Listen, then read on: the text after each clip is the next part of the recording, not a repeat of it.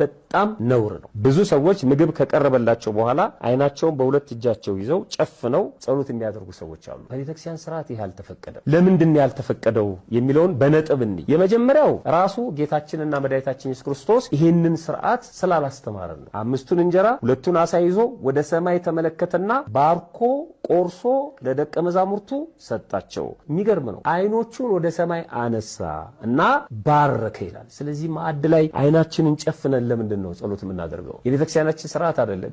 ማዕድ ላይ ብቻ አይደለም፣ በሌላ ቦታ የጌቴሴማኒው ጌታችን መድኃኒታችን ኢየሱስ ክርስቶስ የጸሎትን ስርዓት ያስተማረበት መጸለይ እንዳለብን መልእክት ያስተላለፈበት ቦታ ላይ ተንበረከከ። ተንበርክኮ ነው የጸለየው። ተንበርክኮ ግን አይኖቹን ወደ ሰማይ አነሳ ነው ይላል። በጣም የሚገርም ነው። ሲጸልይ ኢየሱስም ይህን ተናግሮ ወደ ሰማይ አይኖቹን አነሳና እንዲህ አለ። አንዳንድ ስዕል አለ፣ የክርስቶስ ስዕል በየቤታችሁ ካለ ይህንን ስዕል ማስወገድ ይጠበቅባቸዋል። ተንበርክኮ እጆቹን ግንባሩ ላይ አድርጎ አይኖቹን ጨፍኖ ከየት ነው ያመጣው?